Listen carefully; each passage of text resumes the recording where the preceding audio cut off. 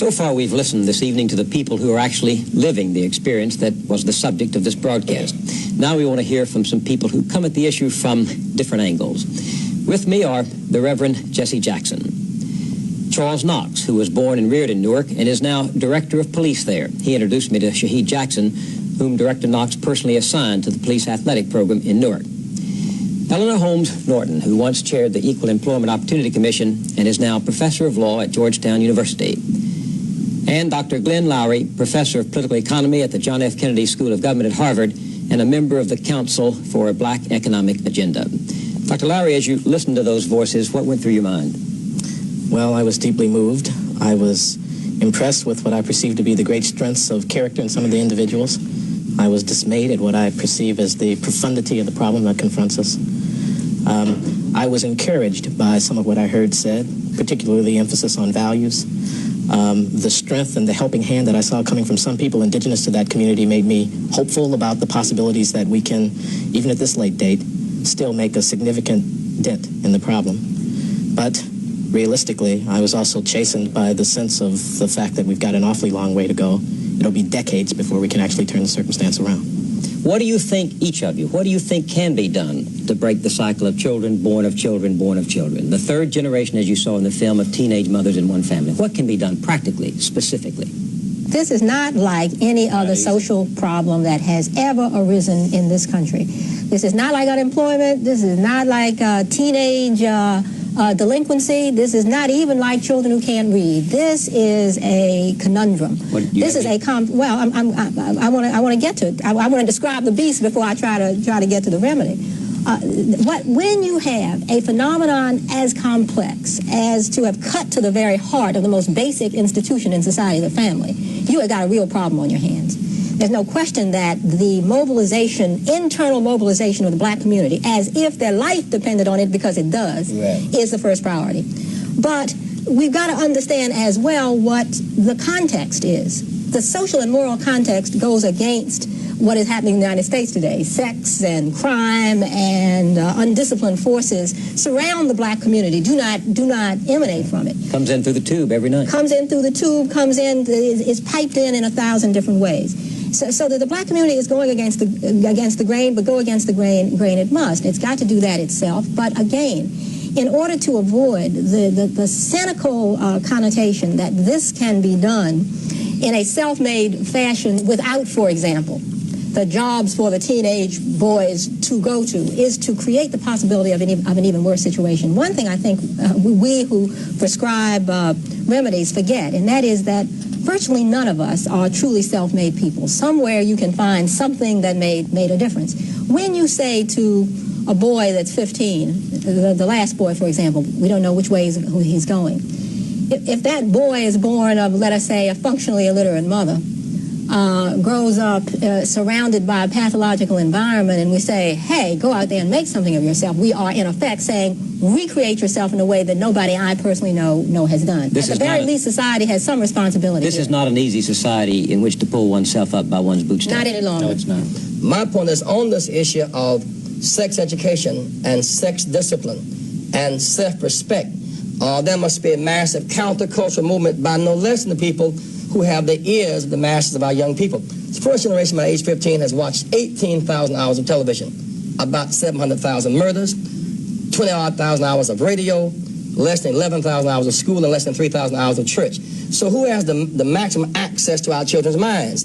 Mass media has more access and makes a greater impression than home, church, and school combined. That's a kind of centralization of our society, where very central messages are being fed in, saying that babies making babies. An idea of a girl thinking that being pregnant is a beautiful profile as a sense of being, of looking all right. That says that the decadence has hit a point where we must, en masse, join hands and stop finger pointing and go another way. It's not only that, it's the music. You know, even our music.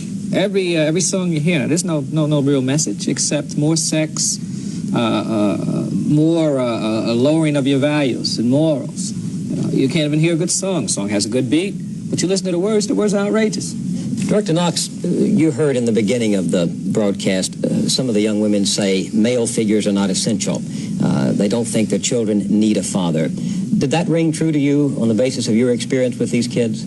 I think that a family means a husband and a wife. Yeah. So I'm very, very perplexed, to hear females say that they don't believe that they need to have a man around. I think people say what they have to say. These women don't have any prospect of marriage, and so they have rationalized their lives the way they see them. We saw women who are surrounded by other women in the prior generation who also had no husbands, and this has become, therefore, intergenerational and expectable, and thus they say what indeed turns out to be, at least for them, quite realistic. That's one concern. Secondly, there are some areas in there of moral degeneracy. The young man with all of the babies without any sense of responsibility, that is moral degeneracy, and it's not genetic, it's environmental, and therefore we have some obligation to speak of the need for moral regeneration. The danger is that in the process of giving this problem, which I think is a discrete and identifiable problem, too much attention, we will stigmatize the individuals involved, and we will adversely affect the way in which the rest of the American society perceives this problem.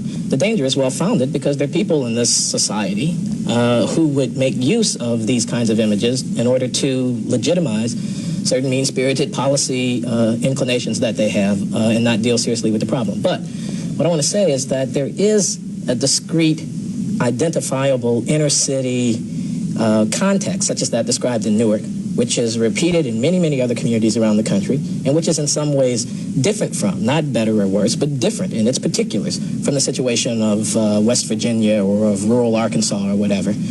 We could see in this film the importance of peers, the importance of what might be called the local culture, the values and the interactions between people that were happening in that particular context. Bill, the reason I keep trying to keep this issue broader than just a black situation, for the reason that Dr. Lyra said it. I remember once speaking in a Washington, D.C. school about the impact of drugs and liquor and babies making babies and violence. And I challenged the youth in that environment to make a choice, as it were, to choose hope over dope and to give life a chance. And those who could really hear me with their inner ear to come forward. From 600, about 300 came forward having experience with some form of drugs. And it was traumatic to see that many boys and girls come forward. And so next day I went to Montgomery County and then went to the Latin school just outside of Harvard there in Boston.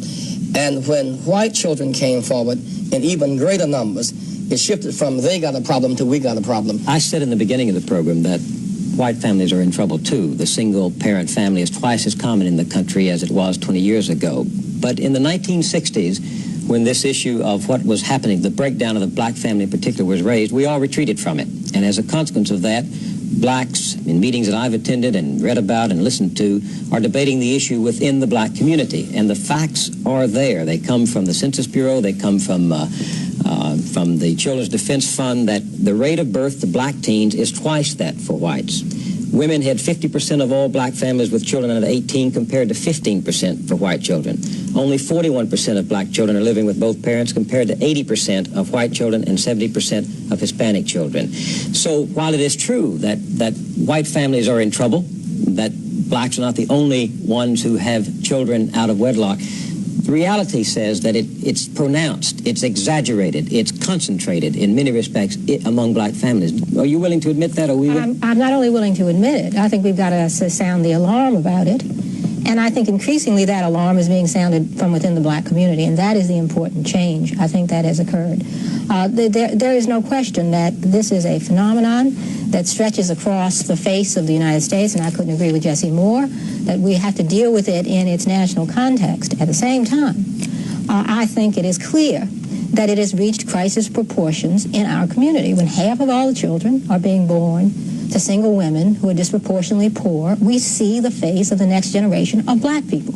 And if we keep this up, if we don't find a way to intervene, and it is so complex that intervention has got to take place on a number of levels, but if we do not find a way to intervene, we are going to see progressively greater disadvantage with each generation of black people, which is the antithesis of the American imperative. There is a study at the University of Chicago that says if action is not taken, the year 2000, 14 years from now, we'll see 70% of all black families headed by single women and only 30% of black men employed.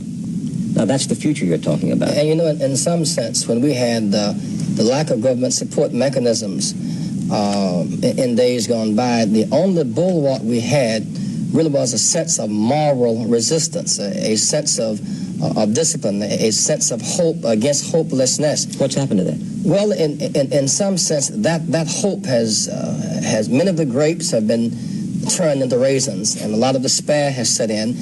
And I remember some years ago, about 1976, you might recall, Attorney Norton and I began to talk about in our schools about opportunity was about to outdistance effort, and that a formula of effort to the third power plus opportunity represented a breakthrough. And somehow we must keep this balance between effort and opportunity. In one sense, is in this film an awful lot of despair, and in our analysis of it, we must not give the impression that we're defending it or trying to justify it, because it really is unjustifiable. I go to schools, Bill, and I'll ask 4,000 to 5,000 children, white, black, and brown, how many of you know someone who is dead because of drugs? Almost every hand will go up. How many know someone who is in jail because of drugs? Every hand goes up. In your generation, how many know someone at this school who has taken drugs? Hands up. How many know someone who has brought a gun or a knife to school? And I'll tell you whether it is the suburbs of Montgomery County, or San Diego, or Newark, or Boston, it is a pervasive threat to this generation of young people. And the most fundamental question when I ask them, do you believe taking drugs and babies having babies is morally wrong? There's a split opinion. There's no absolute ethic or moral resistance. Mrs. Wallace said that. To taking drugs or the baby. Then I said, well, do you think that taking drugs will kill you? Well, we're not sure. You can afford a baby. Not sure. So there is neither the moral nor the mental resistance at this point to the drug alcohol phenomenon or the babies making babies. Now let's take three specific issues that were raised by the film, and we'll start with welfare.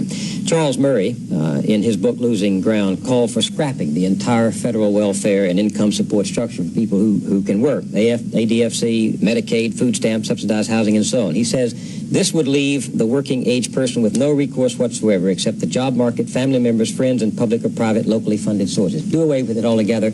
Force people to look for help from their peers and from whatever sources are nearby. And you saw in the film that one mother said, welfare makes me lazy. You heard Shaheed Jackson, your compatriot, say that it's become a way of life for many men over there. What do you think about welfare as a specific factor in this problem? Director Knox? Well, I don't think we should do away with it. I think some people need it. I don't think that we should allow it to be a self-perpetuating institution, though. What happens is there's no steps taken to provide any incentive for people to get off of it. The result is you end up with people who are hopeless, who feel that that's the easy way out, and particularly in my profession, it creates a real problem for me. How come? Because I find that some of the kids that you saw in those films, guys like the slick one who walks around and he makes all these babies, and he has no sense of responsibility, there's the same stick-up guy that I have to arrest every day. See, not only is the impact on me, but the impacts on everyone else in our community. And the result is that we don't have any place to put these guys, and I'm a firm believer that some of them are unsalvageable. You know, as much as I feel, Shaheed said, that's right. As much as I feel compassion, you know, for trying to salvage kids that can be salvaged, you know, by providing another alternative for them except for this crime and stuff, I believe that some of them are unsalvageable. And I based that on 21 years of police experience. You put your pencil down on the table when he said that. Were you disagreeing or agreeing with him? Are we going to have to give up on some of these and try for the next generation? Well, I hate to say we have to give up, but I agree that we are sometimes confronted with individuals whose behavior compels of us as a pragmatic and moral matter that they be dealt with accordingly. And people who are violently brutalizing their primarily black neighbors in the central cities of this country, it seems to me, warrant that kind of response. We'll come back on that point in just 1 minute after this message.